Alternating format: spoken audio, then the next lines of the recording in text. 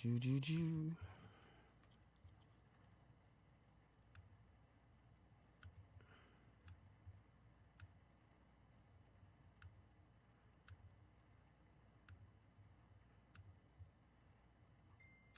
You're listening to the Podcast Detroit Network. Visit www.podcastdetroit.com for more information. This episode of Breaking Down the Ring is brought to you by Chawla Legal Group Estate Planning. Estate planning is for everyone. Whether you're worth $4,000 or $40 million, estate planning can help protect you, your family, and your assets while you're alive and well. Damn. To register for an upcoming workshop today, go to chawlalegal.com/workshops or call 586-273-7157. Again, that's chawlalegal.com/workshops or call 586-273-7157.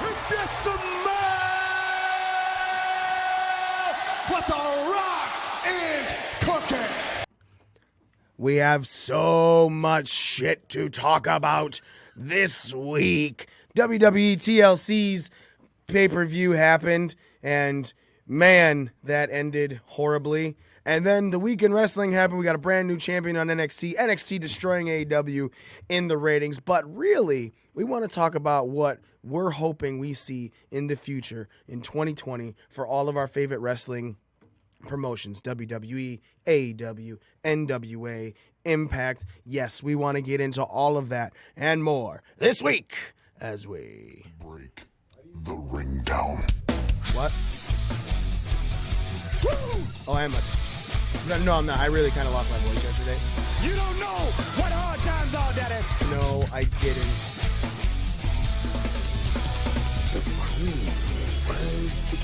Oh, yeah.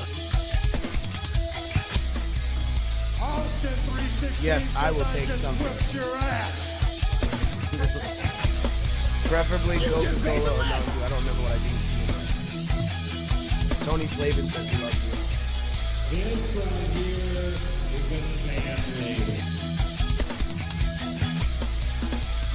Hey, this is professional wrestler and professional podcaster Colt Boom Boom Cabana. My name is Killer Cross. This is The Smoke Show, Scarlett Bordeaux. What's up, guys? The After Machine, Brian Cage. This is Ryan from Pro Wrestling Tees. Sadly, you are not listening to The Art of Wrestling, but you made a decent choice because you're listening. You are now listening to... And you're listening to... You listen to Breaking Down the Ring. Breaking Down the Ring. Breaking Down the Ring. Breaking Down the Ring. Breaking Down the Ring. Bring it down. Oh, it's true. It's damn true.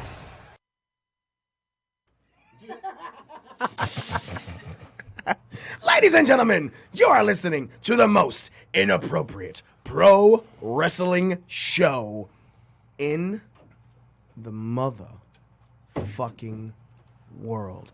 You're listening to Breaking Down the Ring. We are your ring crew. I'm Smitty. Gimpy the reject reindeer. Had a very shiny neck. And the whole fucking Joe.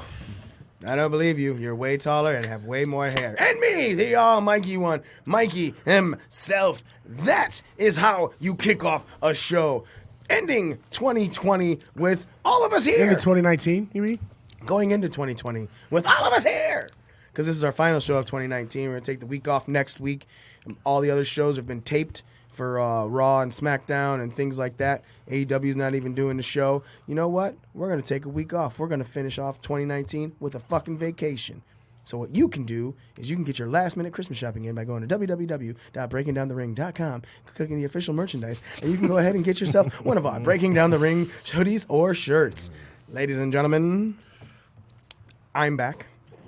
I've missed some time. It's football, so 2020 is going strong with Mikey, the almighty one, Mikey himself, and hopefully all of you, especially Nick. Nick, you've been really slacking lately. Thanks. Well, yeah. Do what I can. So we had our final viewing event of 2019 at Buffalo Wild Wings in downtown Detroit, where we watched WWE's final offering and the pay-per-view nexus that they have, TLC. We'll be Time lost completely. We very much no, see, that's not fair to that pay-per-view. That pay-per-view started off really great. It had a lot of good things to kick off At this point, I don't even remember how the pay-per-view started off.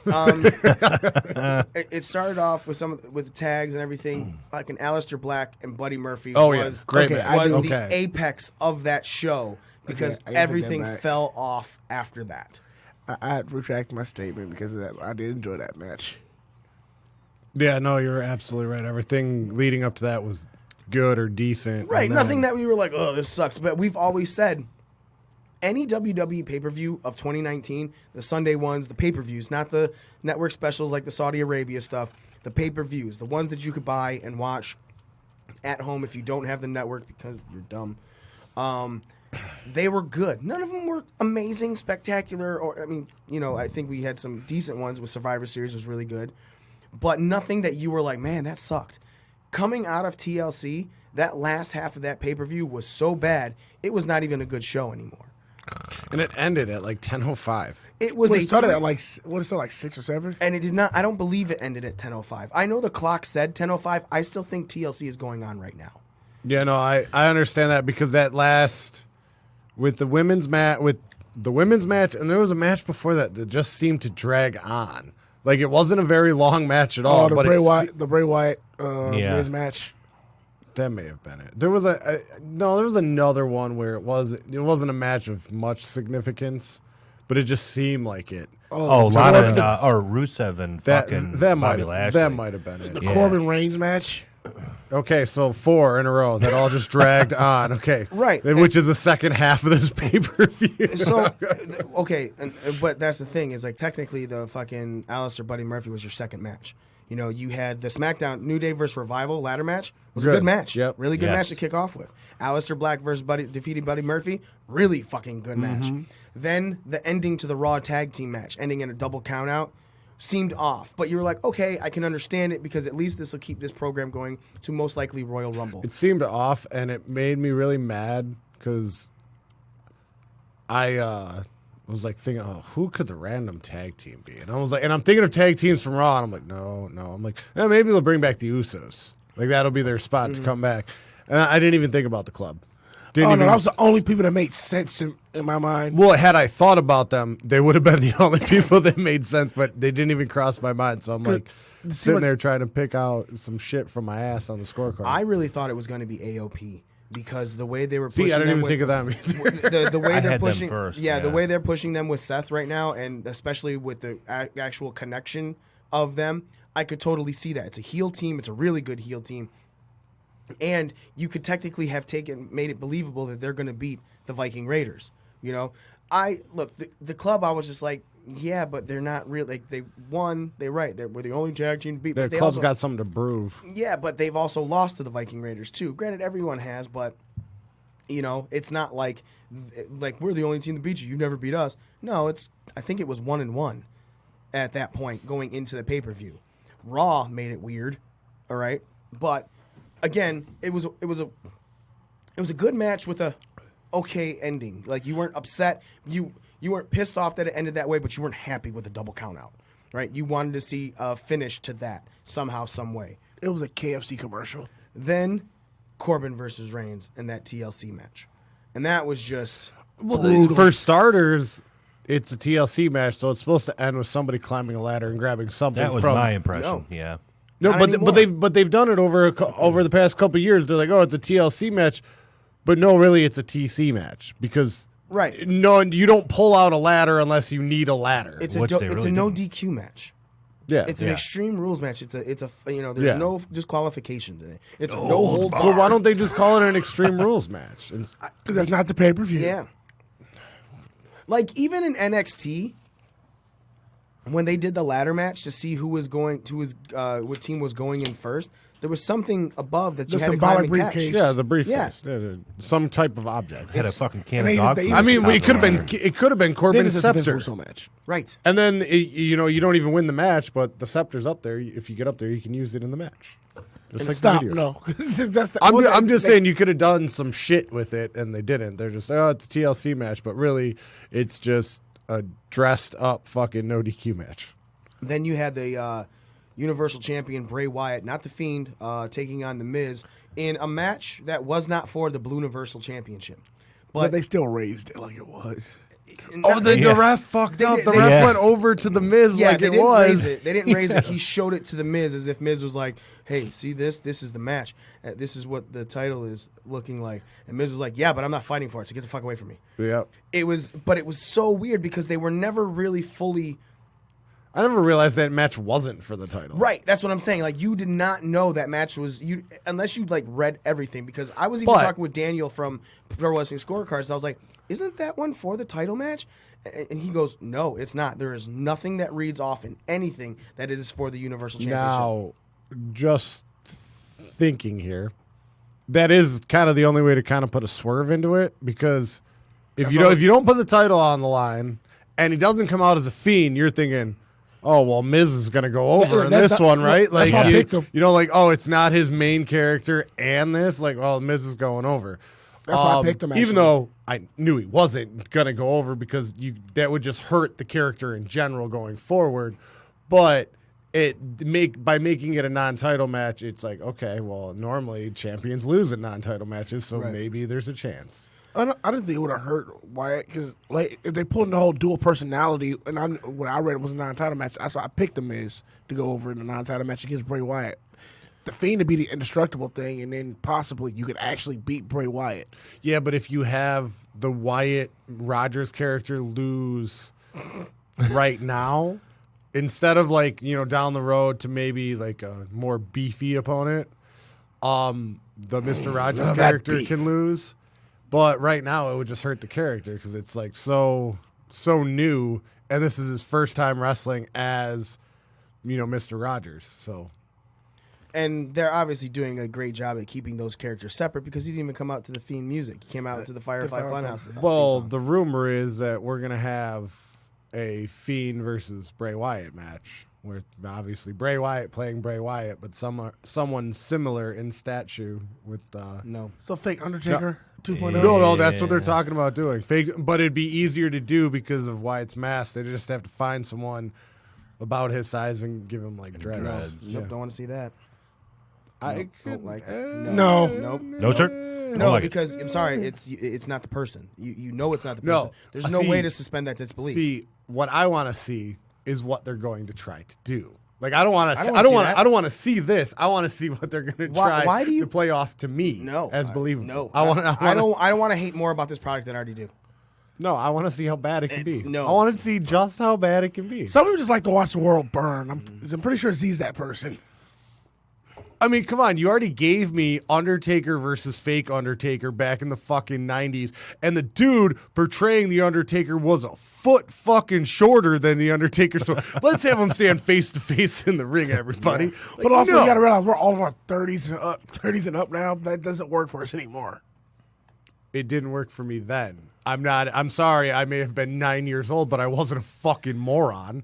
It's many you're a fucking moron. I wasn't into that at all. Not at all. No. Nope. I'm still not going to be into it.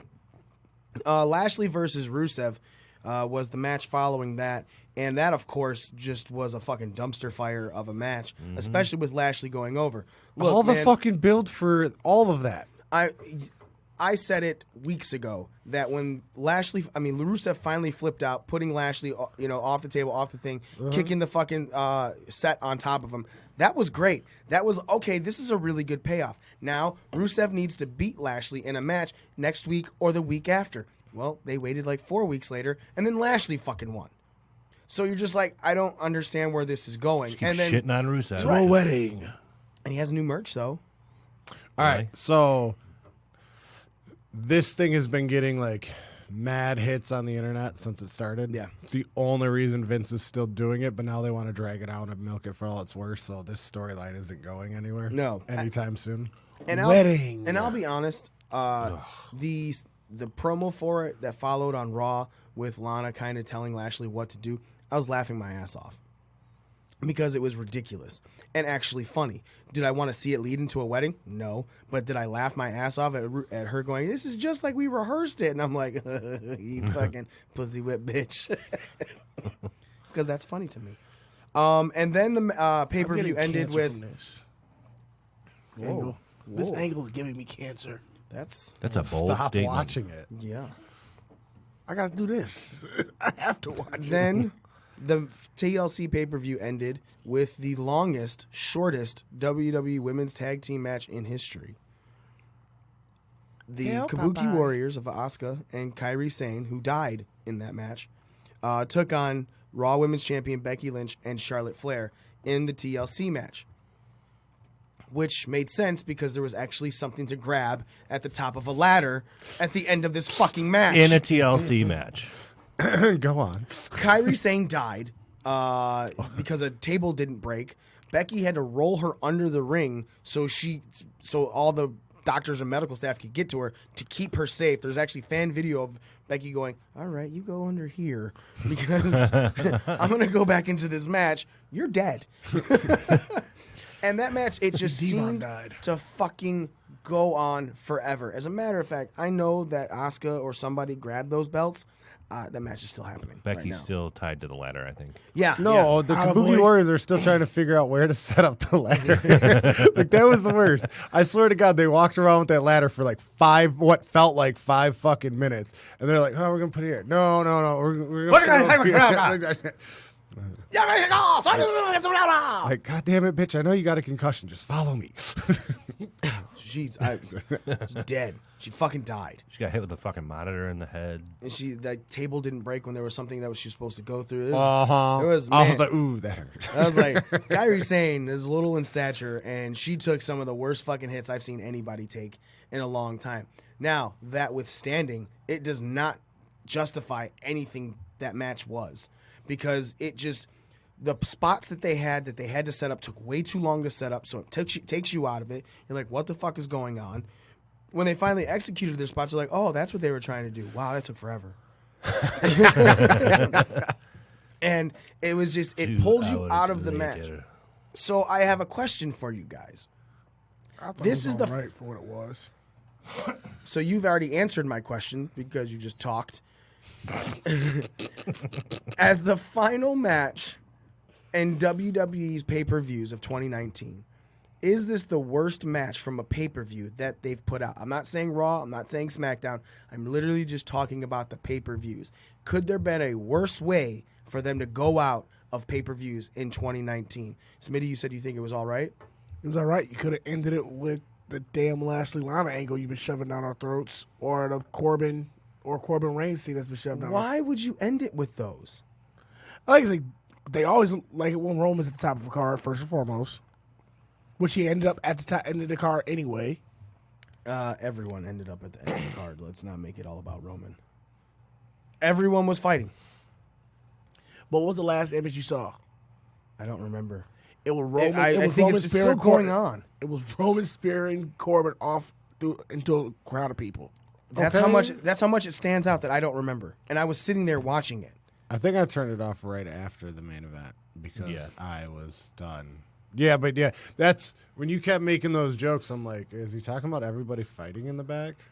Like how you kept talking about how it's still going on and shit. Like, is everybody still fighting in the back? That's just. But you know what though? That last shot, I don't mind that. That's continuing the story, and the story with Baron Corbin and Roman Reigns, while kid oriented, it is not that bad. Like, at least it's consistent, and they're putting fucking Corbin over. It's like what you've wanted for the past, I don't know, when did Roman Reigns start wrestling? Yes. Dog food. It was Roman Reigns. Yeah, they put dog food on Roman Reigns, and then he beat him twice. Yeah. Clean. Roman hasn't beaten him. Dog food in a bowl match. So, I wouldn't say clean. Dog. Doesn't matter. It's an angle. It makes you hate Corbin. Yeah, it makes me hate this whole angle. Why? Like, okay, so... Since this is the What Would You Do in 2020 show, Smitty, what kind of angle would you have between... No, don't go that far ahead. We still got shit to talk to. Okay, fine. Don't go down the rabbit hole. Smitty, the ending to that pay-per-view is exactly what it should have been because it sets up for the next pay-per-view of everybody brawling, the Royal Rumble. That's what that whole thing was setting up. It wasn't setting up more Roman versus Corbin.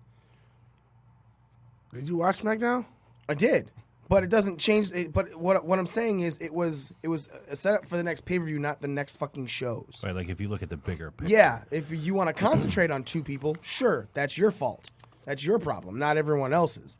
They did a thing where they set up a Royal Rumble pay per view. And they're still trying, and no one even cares anymore because it's the end of fucking December, and WWE shits all over the shows at the back half of December. Hell, they've been shitting on their shows all of December. This pay-per-view didn't fucking matter that we're talking about. What pay-per-view? So, exactly, TLC. So, being as bad as I feel that pay-per-view ended, what could there have been something worse of a way to end that pay-per-view that you would have been completely pissed off with? Because you're the one that's saying you thought the match was all right. I thought it sucked. I thought it just went too long. I thought it was not put together well at all. And outside of some of the physicality that looked good, the match overall was It reminded me of an match. indie show match. There was no psychology to that match whatsoever. And like you said, it didn't flow. It was just like, oh, set up this spot. All right, now go over here and set up this spot. Like Charlotte and Becky going over could have made it worse. Okay, I'm asking for another match in WWE on the pay-per-views in WWE. Is there another match that you thought was just an absolute shit show that was worse to end WWE's pay-per-views, even if it wasn't on TLC?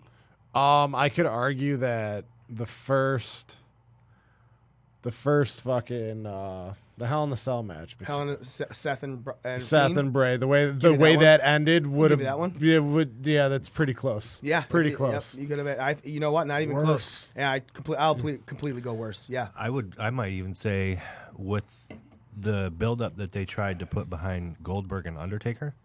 And that's not a was Super Showdown. That's Saudi. That's a network exclusive. So you can't knock that match because again, Goldberg got a fucking concussion mid-match. So and you can tell, right? You know, like I mean, hold on. If we're pulling that, Kerry Sane got a concussion, but that wasn't the reason why that match sucked. Right? Tying Becky to a fucking ladder like a fucking villain. You know what I'm saying? Like the way that was set up. I was like, all right, I'm not really a fan of this, but I've never seen anybody do it before. Again, bull rope finish was cool. The reason that match didn't flow was not because it didn't have psychology. I think it did have psychology. It just had too much. But no, it took too long to set up the things that kept the psychology going. So when it takes you out of it, it's really difficult to pull you back into it. That's my only.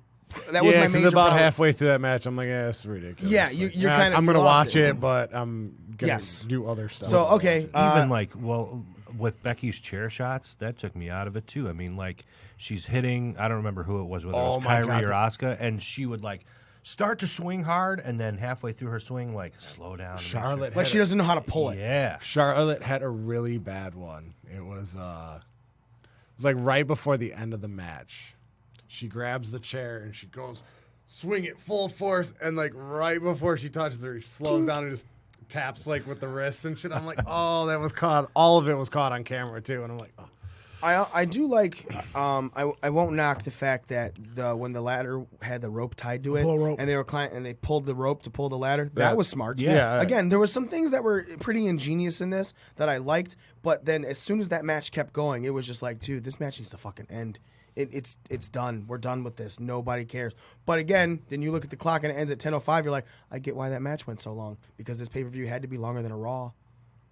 You know, it should have been better than what it was because I think the idea behind I'm wondering it with the 4 fucking women that are in it was leading into one of the best matches that we might have seen all year, and man, did it fall short. It was such a disappointment. Honestly, guys, it could just be a language barrier. Oh no, I don't. I'm being serious. Like, if Becky knows Japanese but Charlotte doesn't, okay, but then now you're all speaking Carney, but at the same time, like then Kizarni, whatever. Then what you should do is you should have that match better laid out before you do it.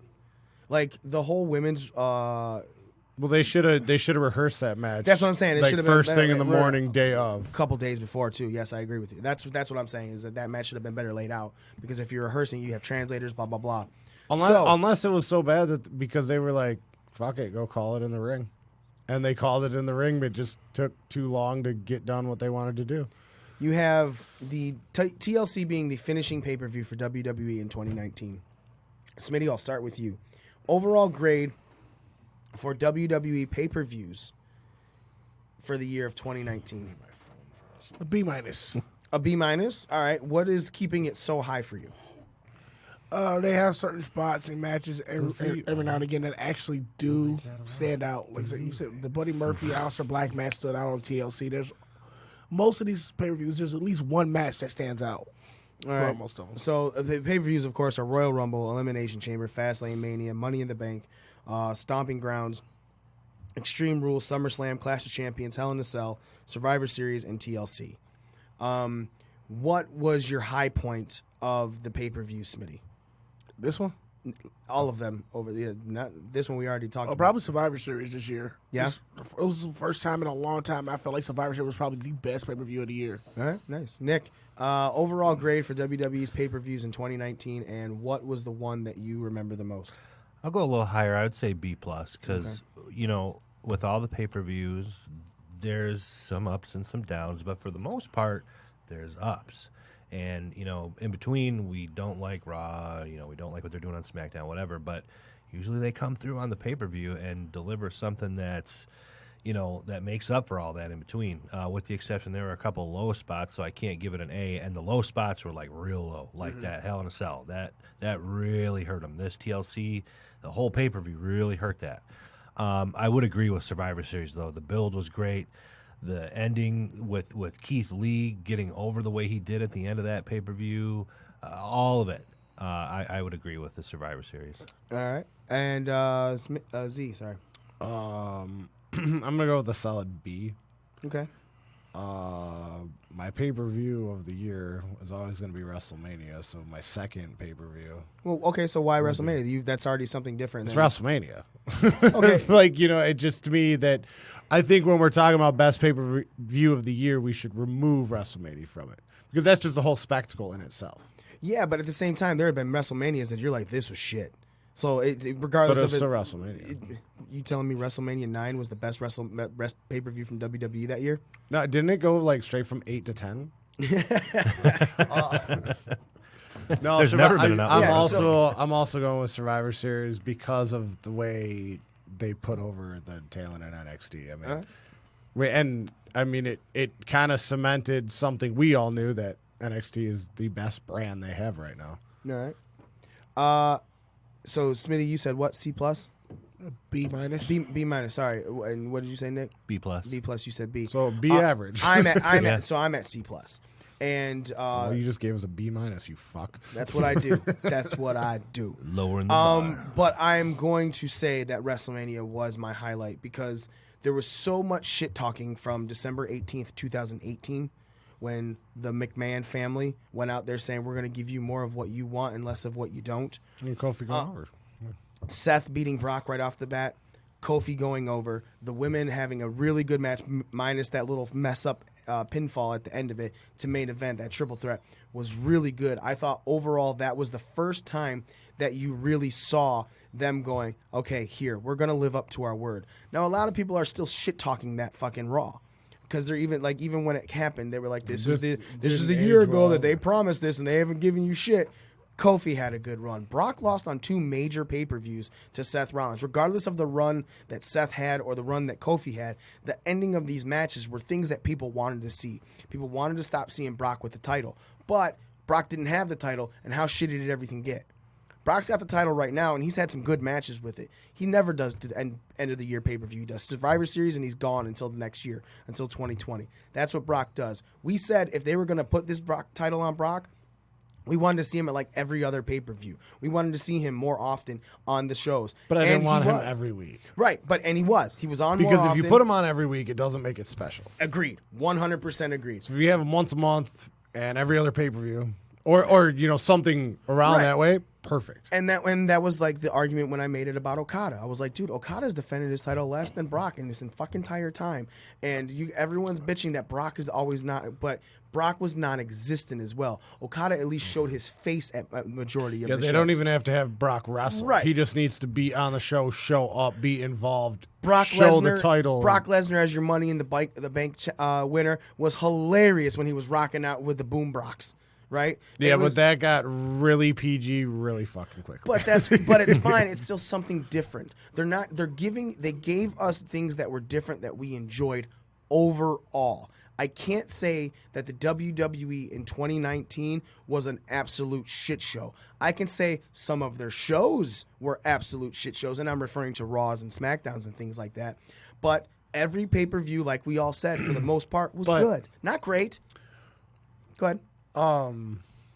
I guess looking at the bigger picture here, what does it matter if the weekly show was shit as long as the pay-per-view is decent? Because they're okay.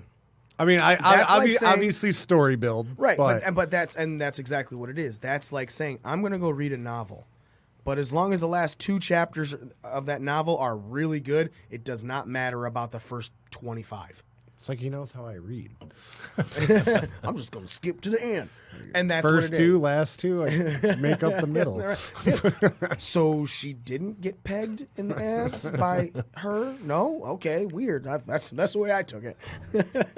A lot must have happened in between chapters. Well, they're in limbo right now because when you have shit Raws and shit SmackDowns, eventually people are going to not care about the pay-per-view. It won't even matter if the pay-per-view is good because why do I want to watch the pay-per-view if Raw and they're SmackDown are good. Because you know from bad? the last one that the pay-per-views are good. But like if I stop, No, it just you know means what I mean? it just means for guys like us, we don't have to watch during the week. We have to watch once a month. All you gotta do is watch the pay-per-view and read dirt sheets.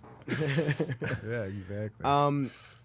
So overall, we thought that WWE finished decently this year. Not amazing, but again, just like their pay-per-views. They haven't been amazing overall, but they weren't absolute fucking shit. Now we're going to move into NXT. NXT this week kicked off with a commercial-free title match between Adam Cole defending his NXT championship against Finn Balor. Take over quality. Yeah, just go. Yes. Just talk about it. Yeah. Sorry. No. Sorry. I know. I'm not even joking. I want someone else to lead into this. They put on a takeover quality match to start the show. Just to take over The quality. whole Right. show. No, but I'm saying, I'm talking. You open NXT. You do your montage. Boom, right into a takeover fucking main event, and it's Finn Balor versus Adam Cole. They start talking about their fucking past in Japan. Finn's now coming out to Prince, not the music, the actual title and shit like that. Like they are going, all right, if AEW is going to give you that indie feel, we're going to give you that indie feel, blah, blah, blah. And they did a great job. The storytelling in that match was great. I was a little upset about the ending, only because I'm a wrestling mark and I would rather have just seen like somebody go over clean, but whatever. But yeah, that match was fucking amazing from start to finish. Like I understand why nobody was watching AEW, and they did that on purpose so nobody would. We're going to give you a half an hour commercial-free fucking main event match right at the beginning so you don't even think about turning back to AEW. Yeah. And they did. That match, seriously, like that's a dream match for a lot of people, and they kicked it off with a bang. Z said, it was a little bit weird ending, but I was fine with it overall. It was 2 heels. The match was stellar. I know, but after all that, it ends with like a low blow, and I'm like, come on. Now So- I get it because there was interference in Now, blue balls. I do want to talk about that because the way that ended was one of the ways where when I'm watching it, I'm like, I get it. They're keeping Finn away from the title. No, I'm talking about the way they did the screw finish. Like there are sometimes we see a screw finish and we're like, dude, that was so fucking wonky. It was dumb. Gargano showing back up, it was kind of expected, but truly surprised Finn. The audience was truly surprised as well. So obviously, who's the one person who's like, I don't give a fuck? And it's going to be Adam Cole. Yep. So it makes sense. In every state aspect that you look at that, when everyone but one person gives a shit about what's going on away from the ring, that one person in the ring is always going to be the person who gets the win.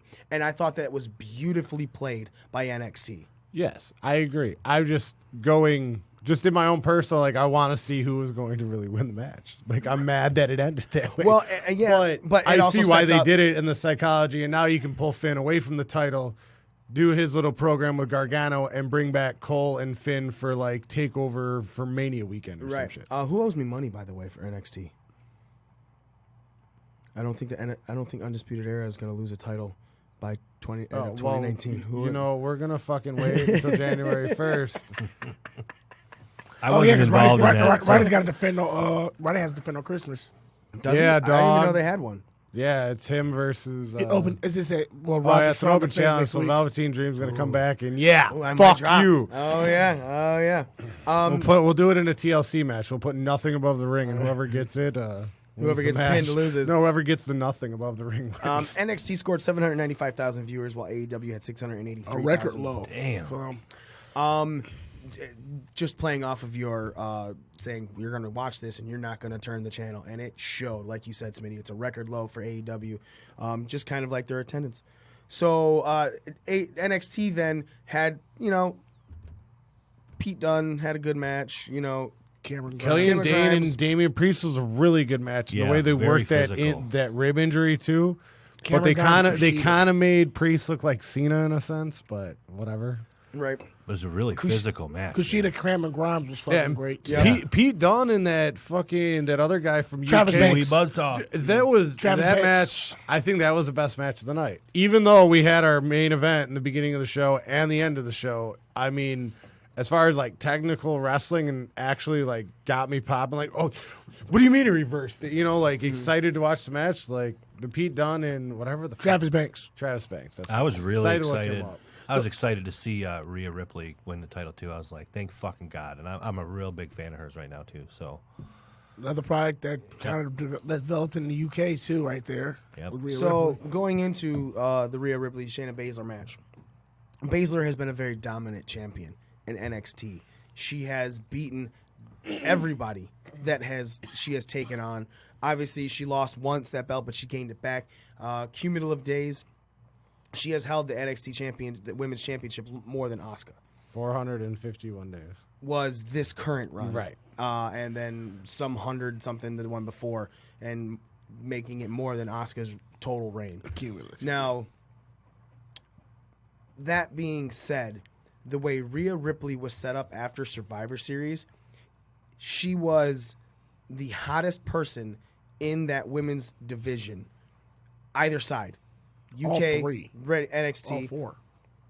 We're only talking about NXT because it's not even really playing into that.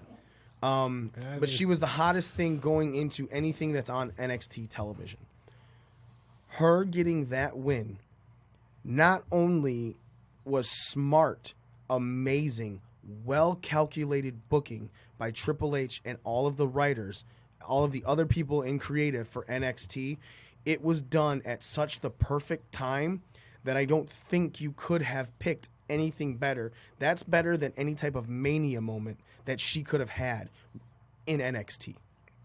Because Lord knows if she ever goes to Raw or SmackDown and becomes one of those people to main event WrestleMania, that's going to be all-time better. But this right now, the way everything just came together, I feel that Rhea Ripley right now might be the hottest thing in professional wrestling, period. I can't think of somebody that is on such a streak right now. Adam Cole. I even think above Adam Cole. Well, I'm just saying, like, the next comparable would be Adam Cassidy. Cole's. Adam's Cole's run. We're only talking about NXT. You said No, I said wrestling, professional. Now I'm talking about the hottest thing in professional wrestling. I don't see anyone that's had a run like what she did to come to that. I mean, I think we're talking about how she's a champion now, right? Yes. Okay. I think it's a little too soon. I think she should have chased a little bit more. Not saying I think she should have lost to Baszler, but this is like, I think this is your spot for a double count out or a double disqualification or something. Just to prolong it a little bit. I mean, to that Portland show. I think she's too young. Not saying she doesn't have the talent, because I mean she's already a veteran as far as mindset. Mm-hmm. But she's only 23. So if you put the title on her now and she beat the one girl who beat everybody else, so now Rhea Ripley's got to hold the title forever.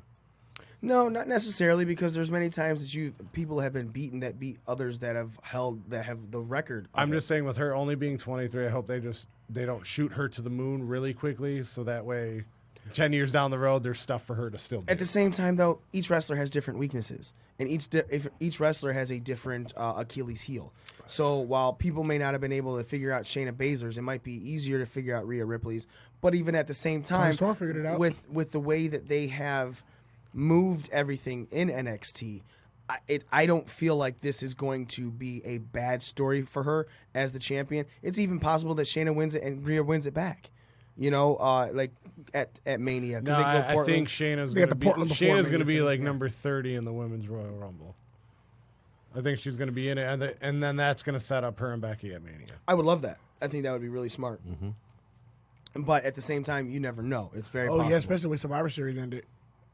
Well, Becky no dropping shit. the leg. That's what we're talking about. Yeah, no, there's a lot of things set up and everything like that. But right now, back to Rhea Ripley.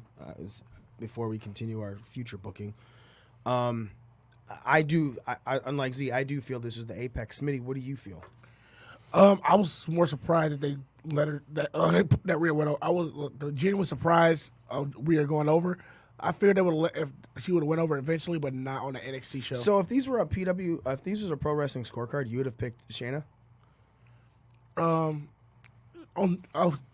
Just on the fact it was NXT television.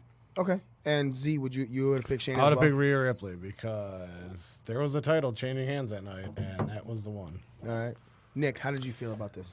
I was really excited, albeit a little surprised because we had talked about it maybe last week or the week before about when this was all going to happen. Because I felt said Portland. I felt like you did, and I felt eventually that Rhea was going to take the title. I didn't know how soon, but I really thought that there was a distinct possibility because again, there were 2 title matches. This is getting close to the end of the year. They're trying to beat out AEW. They're going to do something big, and I would have picked Rhea if we had done a scorecard for that. And now watching this match, how many times did you think Shayna was going to win? Only the one time towards when she like got up and then drug her back and cinched it back in. Yeah, and I think she even did that twice. Yeah, and at that point I was like, all right, this match is over. And then Rhea's she grabs. face, it was kind of turning purple, and I'm like, fuck, this is it. Yeah, you colored people. Yep, but. So I was listening to Busted Open, and Bully Ray was talking about the one bad psychology move in this match was right after that. Rhea Ripley gets up and starts stomping a mud hole on Shayna Baszler. He's like she was just in a rear naked chokehold for like 2 minutes and got up and just started stomping her. He's like, that doesn't make sense. What she should have done was drop like a desperation leg drop and then went back to selling the choke, like burst of adrenaline. All right, I'm still fucked up, and then go into the finish of the match. But at the time, I mean, the match was awesome. I didn't even notice what he was talking about until I went back and How happy are you that SiriusXM is free right now? I've been doing the Apple Podcasts, so hour at a time. Okay, so yeah. it's the same show, but they split it up into hours. Oh, okay. That being said, now I want to move into the future of professional wrestling. Off of that, NXT had one of the obviously Shayna losing to Rhea Ripley is one of the biggest title changes. Maybe since, I don't know, Bray winning that Universal Championship. You know what I'm saying? Like, there's been some pretty big title changes in WWE. AEW obviously has, Chris Jericho winning and becoming the only and youngest ever AEW world champion. Also the oldest. PCO becoming the oldest ROH champion in the final battle. And then you have Adam Cole obviously finally becoming the NXT champion. You have Sami Callihan running the Impact World Champion right now. NWA, obviously, you got Nick Aldis just running that division. Allison Kay, having the women's title for NWA. Rock and Roll Express becoming 9-time NWA World Tag Team Colt Champions. Cabana winning a title. Nope. For the second time. It's Aaron Stevens. Did that match? Now, yeah. Into the Fire, he lost it, but Colt Cabana still won the title. Yeah. Well, the second time, technically. We're reviewing the year and what happened. Oh, I thought you were... Yeah. But no, because everything else you said was all current champions until he said the Colt Cabana. Oh, all right. Okay. So, all right. So now I get where you were coming from, Smitty. Yeah. Okay, now he's right. So, yes. I lost everything I was fucking thinking of now. Taya Valkyrie, Impact Women's Champion. SmackDown is New Day, right? Yep. There's so many fucking titles. SCU being the AEW Tag Team Champions. Rio was finally seen on television for the first time in 27 weeks. It being your AEW Women's Champion. Yes, Aaron Stevens is your NWA National Champion. With the television Third title... degree? Huh? Third degree National Champion? The television title coming back at AEW's Hard Times pay-per-view. NWA? Yeah. What, did I say AEW? Yeah. Jesus fucking I was like, so they many got a fucking mid-card things. title? Sweet. Right, yeah. All right. Now, with these titles, Brock being your WWE champion, Viking Raiders, Shinsuke Nakamura, IC, United States. That belt is not real. That belt's totally real. No, it's not. The U.S. is going to be changed soon. I know, but I hope it doesn't look like a big fucking medallion. It's like delivered. WWE has the belt. And it's ready to be changed. Is there a picture of it? No, there's no picture of it yet, but WWE has the brand new United States Do Championship. you think they'll change it after Ray loses it? Maybe. I don't know. We'll see. That being said, you have your current list of champions, your current product. Let's start with Smitty, because it's way more fun to watch him go, Give me something, and again, this is, and I'm going to state this because we've had many times of having fun with you, of you going with reality in your own head rather than booking it like you want it to be booked. So again, like you want it to be booked, not how you think WWE is going to book. And that's the rest of the show, everybody. Hey, all right, it might be done right here. But, Smitty, I want to know what's one thing that you want to see booked and book it for WWE in the year. It could be any title. It could not be a title. It could be something that you just want to see happen in 2020 for WWE. Be it a WrestleMania moment, a great SummerSlam moment, someone who deserves to win the Money in the Bank, how you would want it to, and how you would want it to see it booked in your head that you feel would make all the sense and keep people interested. A stronger booking of the mid card in general. Okay, how? Take some of the talents that and put make grudge matches and grudge feuds throughout the mid card that makes sense. And you can get some of these guys over. Like I would like to see more of Aleister Black. I want to see more guys like Buddy Murphy, more of the Ricochets, and actual meaningful feuds. It does not have to be for a title in general. Mm-hmm. Book those mid cards until it makes stuff like your Money in the Banks and the Royal Rumbles matter more. You can throw a little bit more unpredictability into your storylines that way. All right. Who do you think they should anchor that with on Raw and SmackDown? Hands down, I would say Aleister Black on Raw. Okay. SmackDown's a little bit hard. Honestly, because I think Braun Strowman should be in the main event already, back in the main event already. But main card wise, at one point I would have said Shorty G, but then I just can't take him seriously anymore with that fucking gimmick. So, would you think that building a strong mid card with Braun as your IC champion? That could work. Okay, because obviously that seems like the and at that point you have a great way to, if you're gonna run with Braun as a face champion, you could build heels chasing Braun. You could also at that time build like another babyface or two for after Braun drops. All right. Why the fuck would you give Braun Strowman the IC title? Because he's about to go for it, and he's already the one saying he wants it. He's saying he wants it. I understand that, but why would anybody want that? Because it's his first singles title too. He can't win a fucking major championship. He's like right, 0-7. Right, but the problem is who on the mid card is going to be Braun Strowman in a straight up match. Exactly. Then you can that's what Smitty's saying. That's smart booking because then you can get triple threats, you can get fatal four ways, things like that into it, to where you're building more people and having it be an actual climb. That or they already have an opponent in mind and they're going to bring up Keith Lee or Dijak. Very possible too. Both. Very possible too. Honestly, then you're creating a big guy division all its own. Right. For the IC title. Good thing it looks like a fucking medallion now. I think it Hashtag pretty. Not my IC title. Jesus Christ. Smitty, who do you want to see who do you want to, for Impact, the world's champion? who would you like to see have a good run in 2020 with it? First and foremost, I will say Tessa Blanchard for sure. Okay, so you want her to win it and have a good run. Yeah, have a good run, and then it's this the whole glass ceiling thing's completely broken if she has a decent run as Impact World Champion. Even if she doesn't, the glass is still broken. Just so you know. But they say I think Sami Callihan has even if he elongate his run for a minute, that'd be cool too. So you think So you'd be okay if he won or lost at Hard to Kill? Yeah, but eventually you got to put that on Tessa. Eventually. Okay, so Tessa Blanchard is your hopeful to have a good run no matter what. Yes. In 2020. All right, Nick. Thanks for translating. I had to figure that out.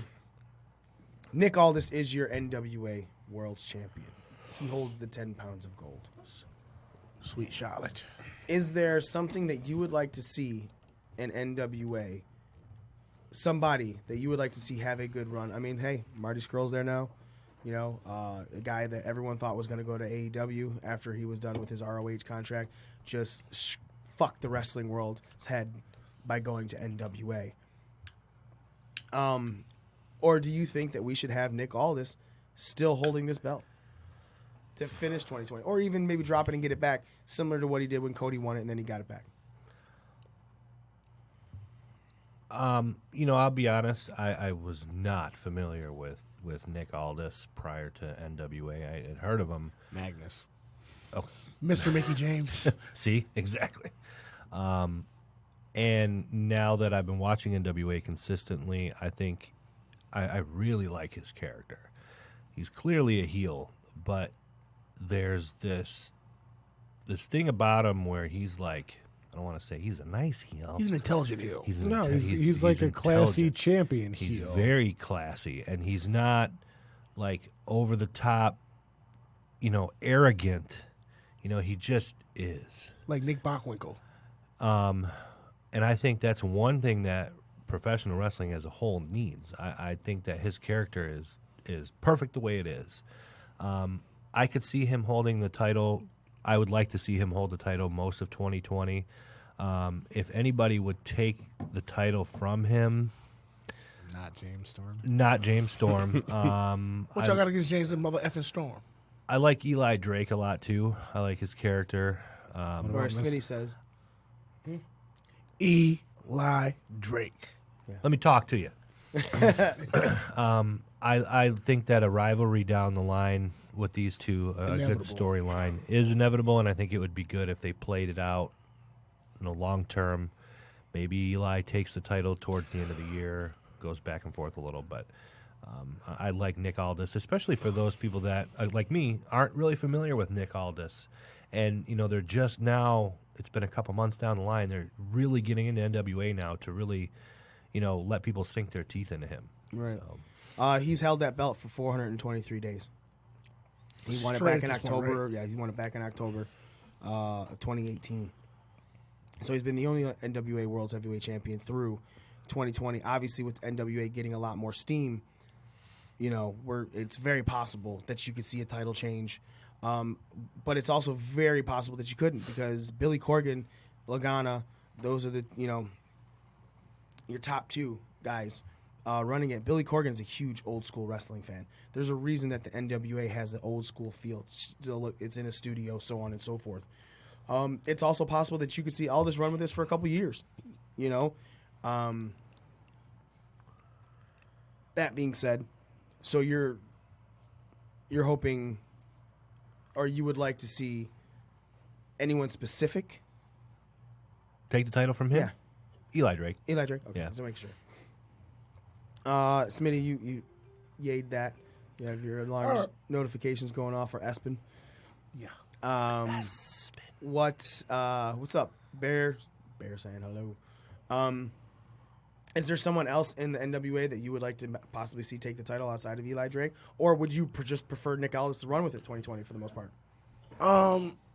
With the NWA being so new to a lot of fans, I would like to see somebody. I probably would like to see maybe James Storm get a second chance and probably run with the title. Okay. James Storm's a familiar face in professional wrestling, and a little bit more known than Nick Aldis. So James Storm with the title will put a little bit more eyes onto the product, possibly. So Nick, back to the WWE route, because obviously it's the thing that most people watch, has the most eyes on it. Something in WWE, and this also includes NXT. I'm sorry for Smitty, I didn't tell you that, but it also can include NXT. Smitty, I do love your idea. Strengthening a mid-card makes any show better because it's more people to care about over that first 3 hours, that 3 hours on Raw and the 2 hours on SmackDown. I agree that if you're only concentrating on two specific things, the rest of the show is going to fall flat. So the mid-card was a great idea. Nick, give me a champion that you want to see have a good, strong run, be it tag, women's, universal, WWE, IC, or United States, doesn't matter. Give me something that you want to see with a good run in WWE. Again, it could also be the NXT World, NXT Women's, or NXT Tag. Current champion or somebody? Anybody. I want to know what you would just want. I would like to see I'd like to see Drew McIntyre get a title. Any title? Preferably the world title. All right. Not the Blue Universal, obviously. Right, because he's on Raw. Right. I'd like to see him get a run because I think that his style, being as big of a dude as he is, and they use that term hybrid all the time. I think like Kid Hybrid. That guy.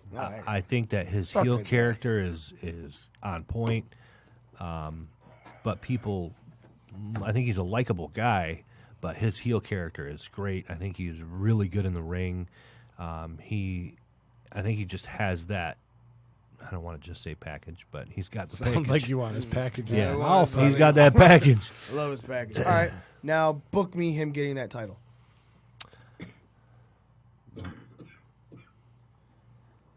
And that's why it's not going to happen. I would like to see him and Brock at Mania. I mean, there's no reason you couldn't do it. Because the people don't hate Brock for not being there. Right. People hate Brock, but they still love Brock. People hate Drew. When you hated Brock, you just hated the fact that he wasn't there. Right. So still isn't. I think that you could work It's in. different. Now he comes home twice a month. Yeah, I would like to see. Mom and Dad got a new Yeah. custody arrangement. So, how does he get to Brock at Mania?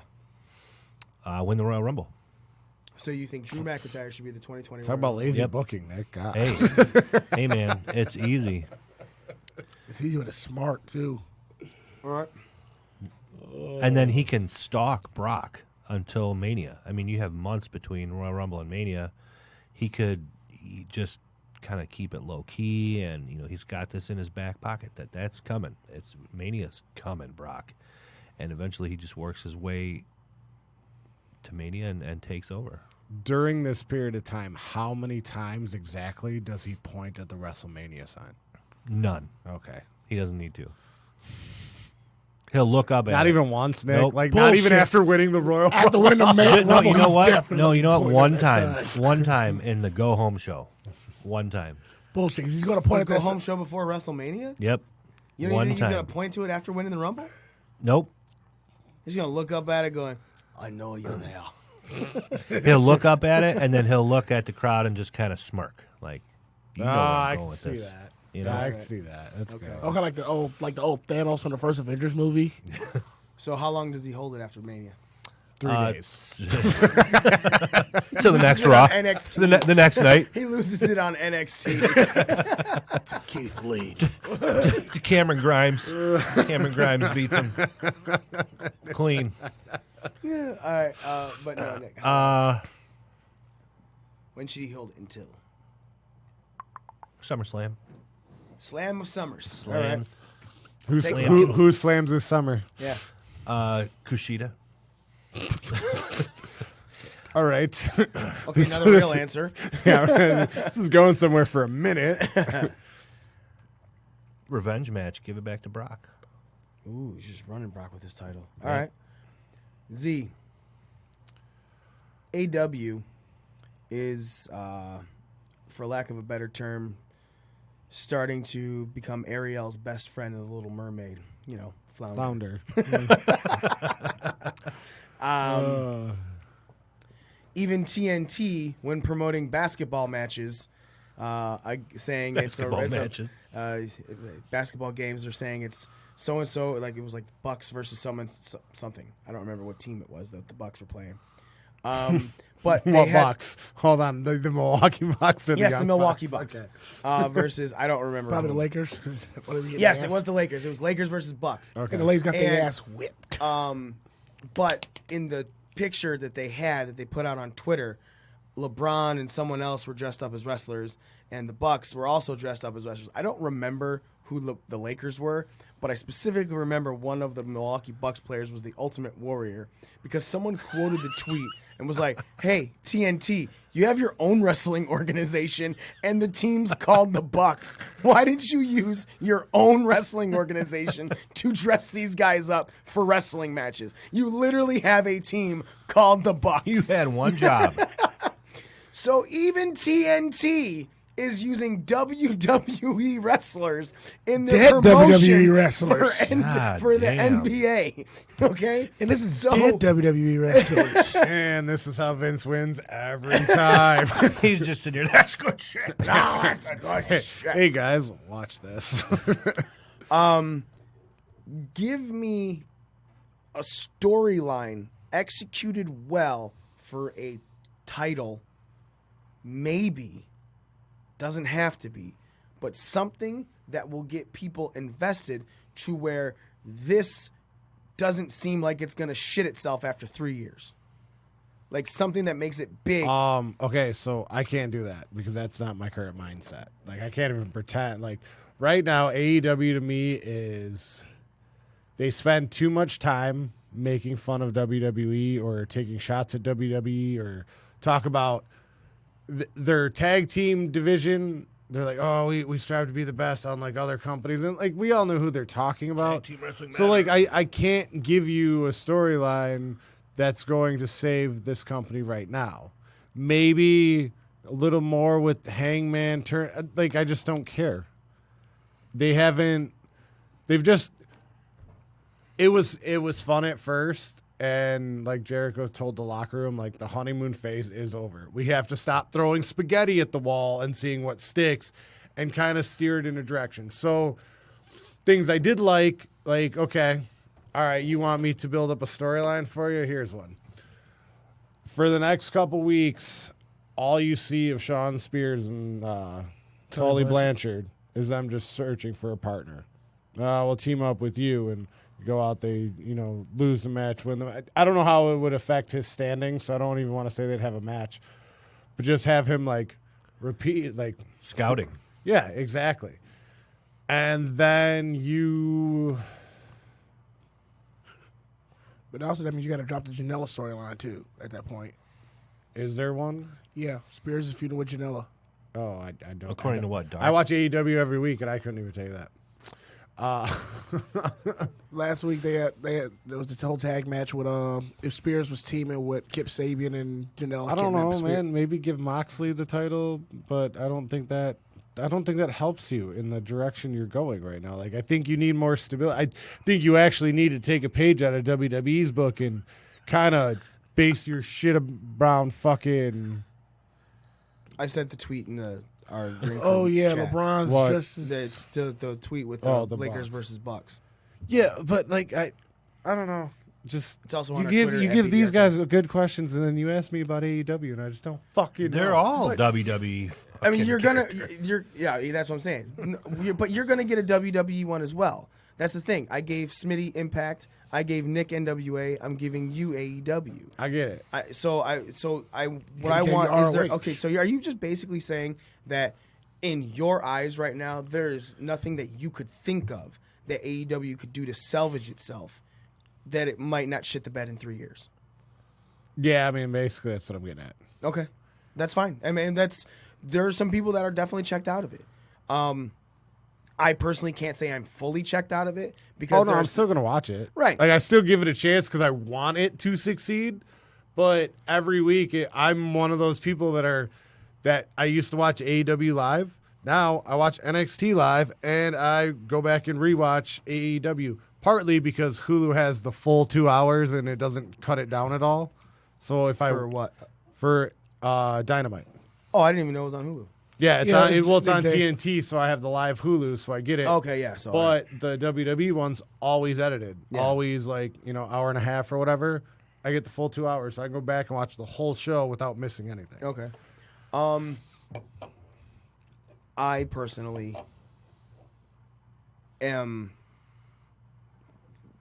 I've always been AEW's biggest critic, on the show. And I, even from the fucking jump of it being announced and who was running it, I was happy the Bucks lost that tag team match, this week. So SCU stayed, and again, I never thought the Bucks were going to win. So here's one thing that people are trying to talk about, the one thing that they are doing in WWE, the executives are trying to get some of their other talent over at this point. Yeah. Well, they have to. As a company, you have to try and get as many people over as possible. Right now in the honeymoon phase. How about the Butcher, the Blade, and the Bunny? They got real over after their second match, losing to the EVP. Mm-hmm. But they won the week before, and they still look good. And more so, did they? Darby Allin. Your whole fucking thing to set up is we're going after you, Cody, and Cody then wins.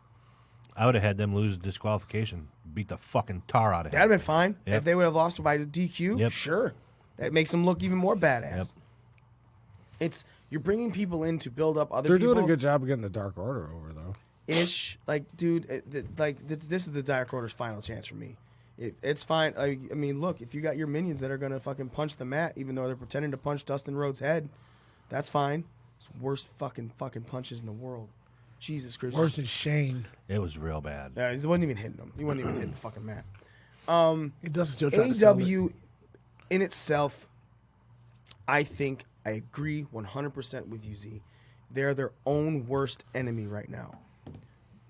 It's fun to take pot shots at things, but if you're not providing substance behind it, those pot shots are just something that everyone's like, oh, yeah, that hurt. Yeah, thanks for shooting a BB with the BB. Here's a fucking cannon. It reminds me of WWE a little bit where, okay, there's 2, maybe 3 main storylines, and then everyone else is just, okay, you're going to do this week or whatever. Yeah. Well, that goes back again, they're not putting any substance to the product. It's like a flash in a pan almost. Or stuff that they look like they're going to build goes the wayside real quick. Similar to things we have complained about with WWE. I will give them the benefit of the doubt on that because there have been a few injuries that have. True. You got to call an audible. Oh shit, we didn't really have anything planned. That kind of shit that happens. Right. Okay, but I don't know. I'm just losing interest, and I'm losing interest very quickly. They really need to sit down with having next week off, and sit down and look at 2020 is upon us. Here's what we did for our first year. Not even a cumulative year, just 11 weeks. In the first year that we've been in existence. No, it's not 11 weeks. Dynamite's 11 weeks. Let's stop pretending it's 11 May weeks. To the end. From May to the end of 2019. Yeah, they had basically a year run. So as a company, not as a weekly television. Nick, finish your point.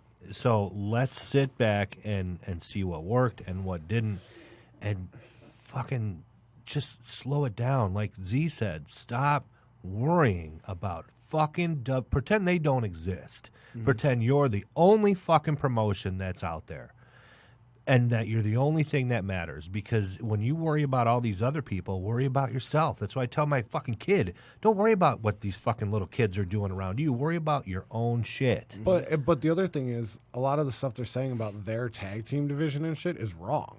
They're like, oh, you'd never seen this on a main event. I'm like, I just seen Error versus somebody a couple weeks ago on NXT as the main event. Right, they keep putting their foot in their mouth. Just and stop. NXT, it's still under the WWE umbrella. It's the one you're going in direct competition with. But so when you talk shit about the show, make sure it's factual. Right. Yeah. They don't have the division we do. They got a pretty good fucking tag division in NXT. The main roster, not so much. But NXT, I mean, it's a smaller show, so it just feels like they have a better division. You're not fighting Raw and SmackDown. You're fighting NXT. Right. That's who you're going up against. Oh, hold on. And they're you putting kicking your foot in your mouth. Outside of Forgotten Sons and Era, what tag teams do they have left inside of NXT?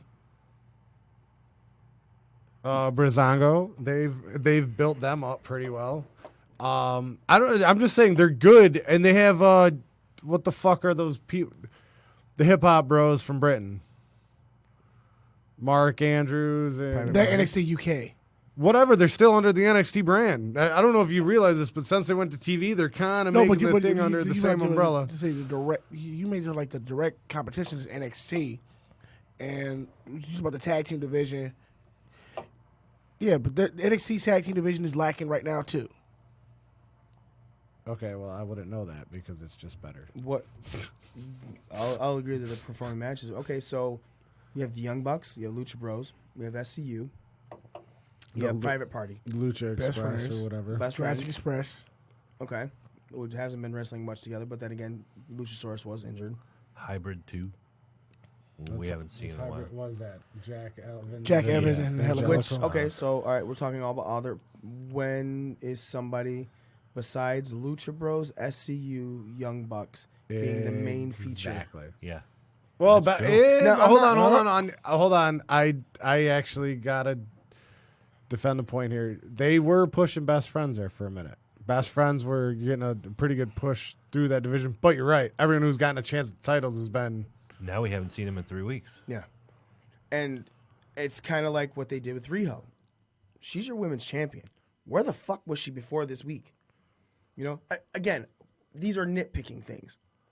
But if I'm going to say which tag division is better, I'm going to go by which one is putting on match quality. I'm not going by how deep your tag division is, because there was a time that fucking Raw had one of the deepest tag divisions, but they were putting on shitty matches and making people look like shit. Mm-hmm. If you're constantly showcasing all of these other tag teams but kicking them in the balls, you don't have a deep tag division. You're killing it. You're showing that these 3-4 can tread water, these 2, 3, or 4 can tread water, while the other ones are just, I mean, they're here yet.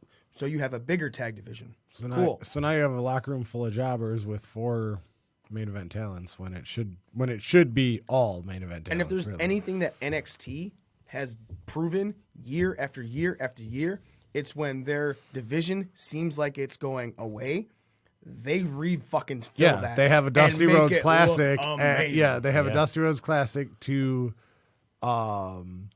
showcase their new talent that's coming in.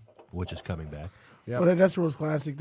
I was reading something that said that it's going to be pretty much a lot of the UK tag teams. Exactly, because they're they kind of, like you said, making a hybrid. Worlds Collide coming up. Well, part of it because Worlds Collide is coming up, Which is fine. And again, and that's what it is. I understand where you're coming from, Smitty. I'm not trying. This is actually something that you're not wrong. It's just a good debate point. God, I've liked you twice on this one. Fuck you, Smitty. You are go sick. home. God, you are sick. See you guys. But I'm just a fan of tag team wrestling. So, You know, I was really excited for AEW as it was developing, earlier in the year, and because I wanted that other option that was, to me, a little bit easier to access. That's what Impact's on. I walked right into that. I still like them. I don't love them. I'm still in because, again, I have a hope for the future, and I like to be optimistic with the fact that we're going into a new year and maybe that they will make some changes. And but I got to say, now that I'm more into the NXT brand, there's a big gap between what we were talking about a few weeks ago between 1, 2, and then there's a distant third with AEW right now for me. So I don't know, man. It's a little disappointing, but I'm still optimistic, cautiously optimistic. All right. Now, Z. I said we were going to give you the WWE question, and I am giving you the WWE question. Be it NXT, Raw, or SmackDown, give me somebody that you want to see have a great title reign that you feel is deserving of it, that may have even already had a title, but deserves much better in their next run. Dana Brooke. oh, look at she's boning Batista. No, but she's boning Dana Brooke. I mean, I don't know. Maybe he likes to get boned. Big. I want to see. He's Al Bundy and he takes peg. I almost made Nick spit his water out. You okay there, buddy? I'm good. That would have been all over you as well. See, that would have been so all over you. I don't know. I want to see Aleister Black with the title. Okay. I don't want to see him with a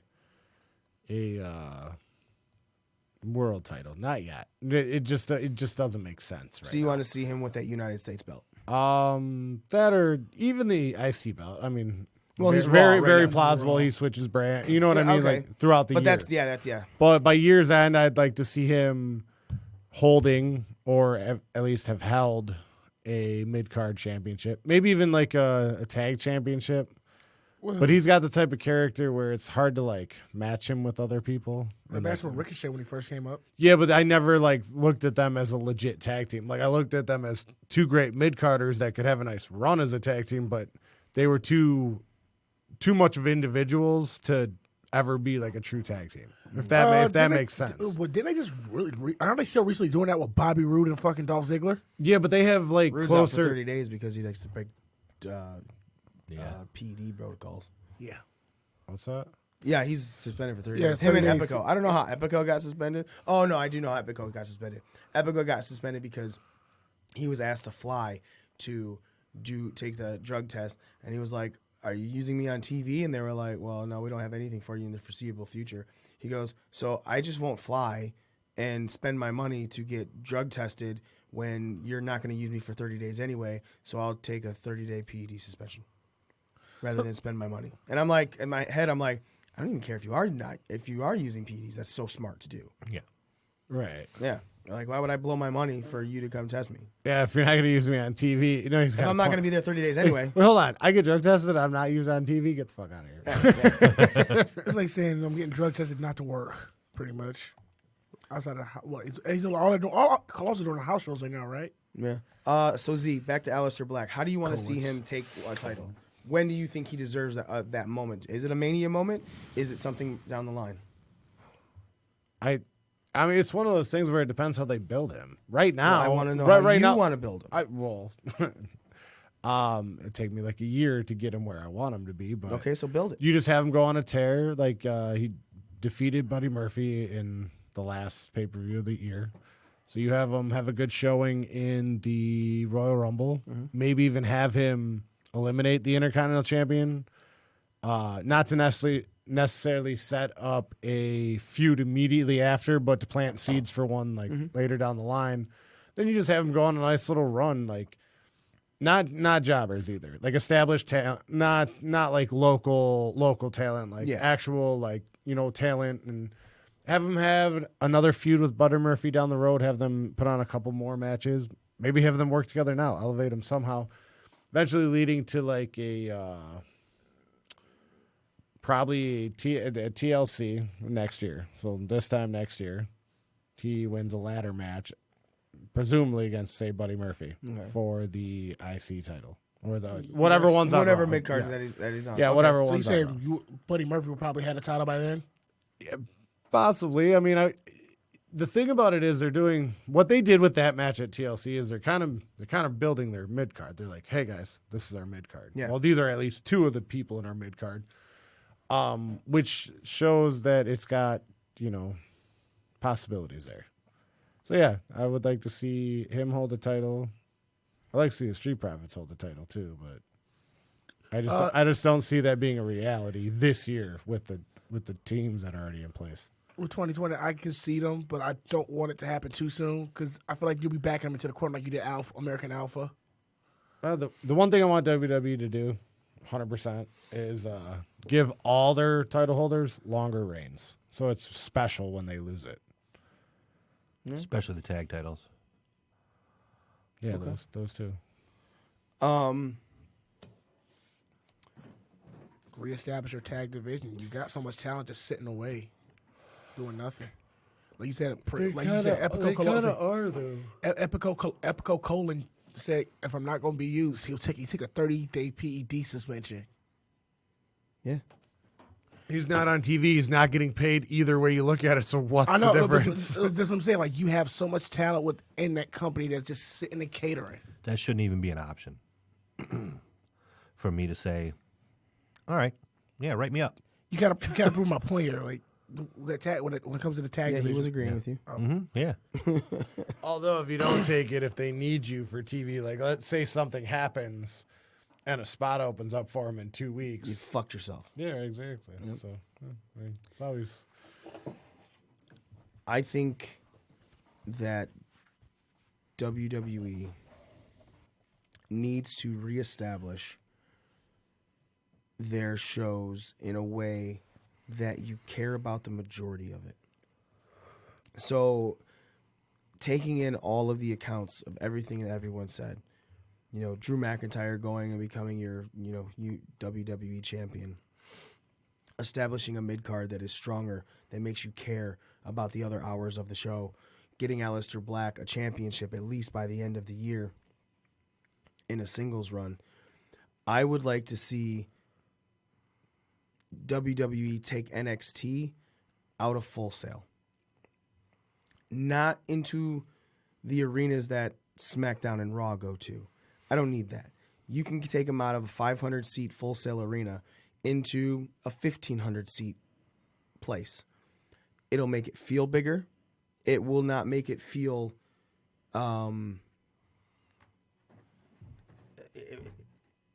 It won't make it feel small or anything like that because you're not going too much bigger, but you're still keeping it intimate. It won't make it feel like it's losing its intimacy is what I was trying to say. But it will travel around and you will get that exposure and more. Because right now, AEW, the thing that they have is travel. It sucks that they're trying to fill pay-per-view size arenas, every fucking week. You can't do that. WWE can't do that. I don't know why you think you can. Stop it. WWE, NXT could. I don't think NXT could sell out 10,000 seat arenas every fucking week. Yeah, but they could do travel to Royal Music Theater. But that's what I'm like saying. That. That's what I'm saying. He was just saying smaller venues. I want them to leave. I want them to go into like 1,500, 2,000 seat arenas because I know they would sell them every week. I know that. It would feel bigger, but still have the intimacy of it. The problem with AEW is the reason they're getting so much shit is because everyone's taking photos of these empty seats. And it's like, oh, look at AEW. No, it's not AEW's fault, man. Other than the fact that they're trying to do 10,000 and some assholes get there early and take a picture of the empty arena and then send it out. And it's like, all right, bro. No, there's been photos of ones where there's the ring is being wrestling in the ring. Will I film it dark or something like that? Not even dark, because dark's after AEW. I'm talking like during a Dynamite match. But anyway, back to what I'm saying. I want to see NXT go on the road every week. A live show in front of 2 times bigger crowds than what they're seeing, at least 2 times. I think that will do better. Think of like the Raws when Raw first started, right? Selling out things, right? But still smaller crowds. I think AEW tried to jump too far into it, and that's what's kind of killing them because they're getting a lot of the flack that WWE was catching every time a SmackDown half side wasn't filled up. Right? Yeah, but AEW has the ability to correct that because a lot of their shows aren't even they're only through January. So coming in February, if attendance is still low, they can adjust and be like, oh, we'll get the smaller venue. They're booked all the way through February right now. That's guys. That's not what I'm talking about. I'm giving you what I want to see happen in the future with WWE. That's what I'm talking about right now. So I'm choosing the NXT brand of it. And I feel that if NXT goes forward like that, it will do nothing but then fucking give the Raw and SmackDown writers, creative, more fuel to their fires because now they're seeing NXT go places. And they're not just, oh, it's the Full Sail. That's their crowd. Of course they're going to be popping like that. If NXT starts going on the road and they're starting to do things that everyone's like, man, why didn't SmackDown do this? And then Fox sees that, I think it can only build up Raw and SmackDown, make those better by the end of 2020. I think NXT is your roots. It started as developmental. It's now a main brand. It deserves its own road as well. But that road can only do better to help flourish the shows that are above it. I agree because I sit there and I watch, especially with this week, NXT was great. Mm-hmm. More often than not, it's great. And I'm like, okay, let's look at these ratings. 700,000, 800,000, all under 1 million. I'm like, man, I want more people to watch. So then they see this, then they might be interested in Raw, SmackDown, watching AEW, getting back into just pro wrestling. because the product that they're putting on is top notch above almost anything else that's out there right now. So when you got a hot crowd at Full Sail, but your theory of putting them in these smaller arenas from city to city to show the hot crowds, they're selling out these smaller places. So then a couple times a year when they put them in a big arena, that creates more urgency, and you will sell those arenas out because people they do. They're already selling out those arenas right now because the Raw style arena, where Raw goes, is where the NXT takeovers happen, and all of them are always sold out for that. I agree with that. Here's the thing about that theory. There are guys that are in NXT that have admitted they like being in NXT because of the Full Sail thing, and they don't have to travel as much. What about the inconvenience of those people, those superstars? Everything evolves, dude. You signed a contract. If we want you to travel, you travel. If you don't travel, you're not on TV. It's a real simple concept. And at the same time, I'm not talking about the road schedule that Raw and SmackDown have. I'm not saying stay on the road 5 days a week. Yeah, because they wouldn't do live events. They would just do a live show. Yep. Yeah, so they they'd would be in travel Florida somewhere most of else the week to go. and then be like AEW, basically. And that's what I'm saying. I'm not saying go to a travel schedule that Raw and SmackDown rosters have. They don't need that right now. They're not big enough to do that right now. They'll lose more money doing stuff like that than they will making money. Traveling to a city the day before or the day of to do. I prefer the day before so you can sleep. So you don't have that London fly thing, out Tuesday night and do fucking NXT on Wednesday, and then go back home, and then every couple of weeks have that weekend where you do go travel. And you do a couple live events, just like they're doing now. I'm just saying instead of sitting at Full Sail every week, go somewhere else. I don't need 4 or 5 days of travel. I just said go somewhere because then, like you said, Nick, you're getting 700,000, 800,000. You're getting $1 million the first couple weeks. If you go places and more places see, there's a wrestling event going on right now. Right? Then there's people who are like, that's a WWE type brand. I'm going to go check that out. Oh, it's in a smaller arena, so the tickets are also cheaper. I'll be closer. Yeah. To Smitty's point, though, a lot of those wrestlers, they would be like, if you want us to do this, we want more money. Like you want us to travel. Like right now, they don't travel. So they do-ish. They don't. To an extent, they do live events. Well, the ones that aren't like focused on TV do the live events. And they do travel for like takeovers and shit like that. But the travel is nowhere near what the travel is on Raw or SmackDown. That's why when you get promoted to the main roster, you get a raise because you got to cover all your fucking travel. Right. So if you want me to travel, I want more money. But again, that's what you negotiate in your next contract. Well, now we're doing this current one because this is a stipulation that probably wasn't even in the contract. You know what I mean? I highly doubt that. I think the WWE thinks of the long run no matter what. The wrestler that I would like to see have a major title opportunity that I feel has been kind of gone to the wayside is I actually want to see Shinsuke do something real. Shinsuke right now has just been fucking placeholder. Not even a placeholder. I wish he was a placeholder. He'd be better. He's been there for Sammy to get his fucking mic time in, basically. Like, there's no difference of Sammy holding this title belt than Shinsuke holding this title belt. It's not even like at least when other wrestlers had managers, right? Those managers weren't so prominent there. Like Bobby the Brain Heenan, when he was your manager, he got you over, right? And he made those matches matter. Sammy, you're just like, dude, you could just wrestle this match. But he can't. Why can't he? He's hurt. He's not hurt right now. He is. He is? Yeah, that's why they have him doing commentary. He's out for like a year. Some with his shoulder. Again? Yeah. I didn't know that. That's why they gave him the manager role. But then even still, that sucks because it's still a guy that you'd rather see holding the title than Shinsuke. Right, but... So it's not doing any favors. You're not going to wrestle for a year. I mean, just like they did with Samoa Joe on commentary. You're going to be out for 6 months, and you're actually pretty good at this, so why don't you take a seat? And again, but at least Samoa Joe on commentary, you're not like, man, I wish you were just wrestling this match. They have made me care so little about Shinsuke when I used to love him. I honestly, man, fucking throw him back to NXT and have him take off that North American Championship. So, yeah, you feel like I was thinking that too. Do the Finn thing with Shinsuke because Shinsuke, just like Finn's career, seemed to have suffered ever since they came up the main roster. I think Finn suffered Rude once he got back the there injury. too. Fuck it. Rude PEDs. Yeah, whatever. What are you gonna say, Smitty?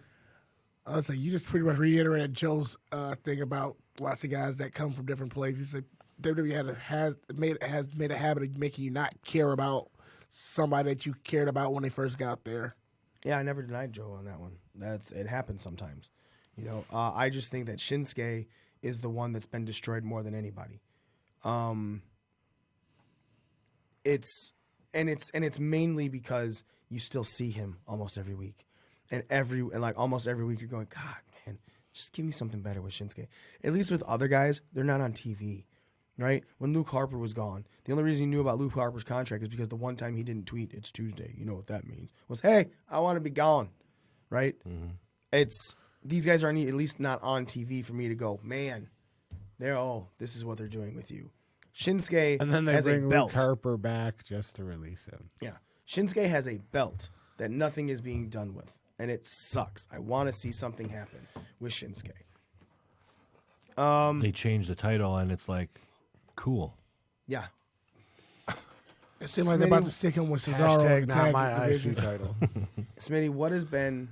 Let's go back to the past of 2019 now. Oh, you had a point. I'm sorry. I just cut you off. I was like, it seemed like they're about to put Shinsuke with Cesaro in a tag match in the tag division right now, too. You don't say. Right? And Sheamus vignettes, too. Actually, I'll start with Z with this one.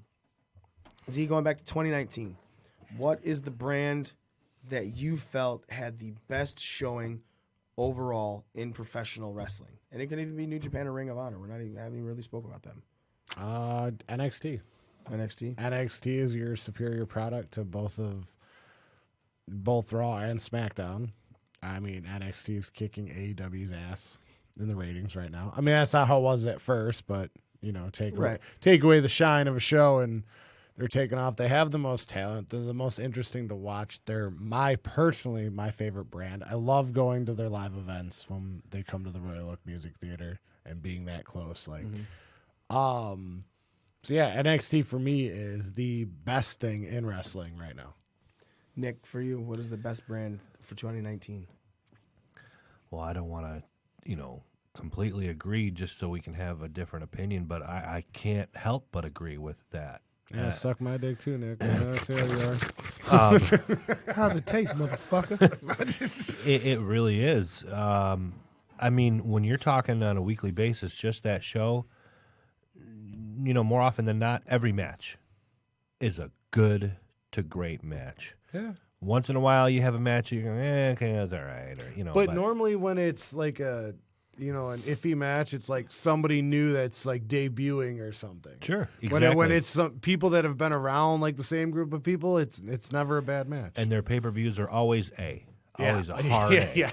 Maybe like one A-, but... So I definitely would say NXT with NWA close second. Smitty. I'm on a different note, and that's because I'm an Impact marker right now. This is over the last 2 years. You think overall in 2019 Impact was better? Yeah, because that's one of the places that they focus on. This is a personal preference. They focus on the mid card, and every title actually is important. And as I said, they built good storylines. Says they're one fan, Smitty. It's really good. It really is really good.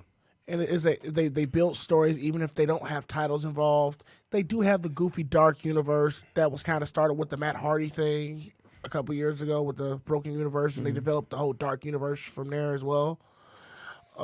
Right now, I'm not too into the dark universe, but it's still something that's still entertaining, and it reminds me. And they also have characters that remind me that wrestling can just be fun. You don't have to take it seriously all the time. Like, you got the guys like Joey Ryan over there, which we all know Joey Ryan is nothing more than his gimmick. Mm-hmm. But it was a reminder that wrestling could just be fun and goofy. All right. And the match quality is fucking phenomenal. Because you're fun and goofy? And then the match quality over there, all the match quality has always been good at Impact for the most part. Daga they had Daga versus TJP on this week's episode, and those guys fucking tore it up. You mentioned that in the chat. That was really good. So So Impact is your number one for the year of 2019. Yes. Not to beat a dead horse, I honestly think it's NXT as well. when you're putting on some of the best matches in wrestling. You're right. It's really difficult to beat that. Yeah. So there's also easier access to it too. That's fine. It doesn't change the fact that the product that they're putting out, I think, is even. I watch Impact. I watch it weekly. I still think NXT is the better show every week. I'm not saying it's bad. It's just if I have to rank it, NXT's one for the most part. NXT's one, and Impact would be under it. Now I want to go into who you feel was the MVP of 2019 in professional wrestling. And I'll start this one so you guys can take your time and think about it. But I truly feel the MVP of professional wrestling in 2019 is Chris Jericho. He sparked interest into a new company. He has created catchphrases just by speaking a line. He is putting over other talent in AEW. I meant to bring that up. He put over Jungle Boy. Putting over Jungle Boy. But even going into the back, holding team meetings, saying, hey, we need to fix this if we want. I was a part of something that went to shit because it was all becoming stupid. Chris Jericho is my MVP of 2019. I think that it was the smartest idea in the world putting that belt on him. I think as a champion, as Le Champion, he has been spectacular on the microphone and in the ring. His best matches of his career? No, but good matches for the fucking him? Yeah. There's no restrictions. He's doing well. Everything's looking good. I think without Chris Jericho, AEW wouldn't even be a turd in the bucket. Yep. I agree with that. And I can't say that about any other company. Sami Callihan's running Impact right now. Impact would be going without Sami Callihan. Now, granted, AEW is just starting, but I think if you, especially with Moxley getting that elbow injury and going away for a little bit, it had to be Jericho was your only name. And Jericho has done amazing. So for me, the 2019 MVP of professional wrestling is Chris Jericho. Smitty. I'm still thinking because I'll go. All right, Z. Mine is also Chris Jericho, right. but so I'm going to go to my number 2. Okay. My number 2 would be Adam Cole. All right. Adam Cole. Not that he was like the flag bearer, but ever since he's taken that NXT championship, it seemed to mean more. Mm-hmm. And with this recent run he's on, he's got to be the superstar of the year just for the path from October till now. Mm-hmm. But he's held that title. He's represented the brand really well. I mean, he made a prophecy. It came true. So Adam Cole would be my MVP for 2019. All right. Smitty, still thinking? You two both took my fucking answers. So go to your number 3. Damn. Rhea Ripley. Damn. I was going to go with a woman, just to kind of switch it up a little bit. Nyla Rose. That's like Smitty. Were you going to go with Nyla Rose? Just a little bit. We're switching it up. Brandy Rhodes, no. Oh, I was going to say Cody. But Brandy Rose is a cringy Stephanie McMahon. You saying Cody? Yeah. Cody's your pick? I would say Cody. Why? Cody's over this year. He's proven he has his dad's mind for the business. He's done even though you talk about the whole Butcher Blade and Bunny from this week, but he's done a pretty good job of getting some of this younger unknown talent, getting their names out there. Like, you didn't know who the Butcher Blade and the Bunny were until this whole guys like MJF. Still don't know who the hell they are. Allie's the Bunny, but he's done a good job with recruiting and showcasing talent. He's he's got his dad's mind for the business in general, and he's also he's probably been the most over he's ever been in his entire career at this point. All right, Nick. Yeah, I mean, I'll go with a woman here and say I would say Rhea Ripley because in a short amount of time, just this year, she has gone from somebody who's relatively unknown to making herself one of the most over females in all of pro wrestling. And she took down one of the juggernauts of the women's division in all of pro wrestling. especially just considering WWE. And I think she's taken off, and it's not going to be.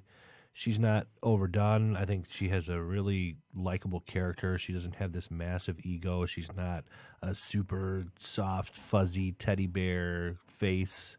So for the women's division, I would go with Rhea Ripley. Okay. I'm glad she doesn't have a teddy bear face. She's adorable. Her fuzzy face. Ladies and gentlemen, that's how we're going to wrap up our 2019. I was going to ask a question, like, do anybody think we have a breakout 2020? Anybody from the industry? Dana Brooke. Is anybody? Or that was kind of the whole point of putting things forward and stuff, Smitty, when I was asking all that. Like, that's Like, who do you want to hold the title? Like, who do you think? No, you didn't go titles. You went with mid card. You went a whole mid card. Oh yeah, because which would have been a perfect spot for, like, I don't know, a breakout superstar. You did, and you mentioned a couple people. Yeah, it's been mentioned. We're already towing this, Smitty.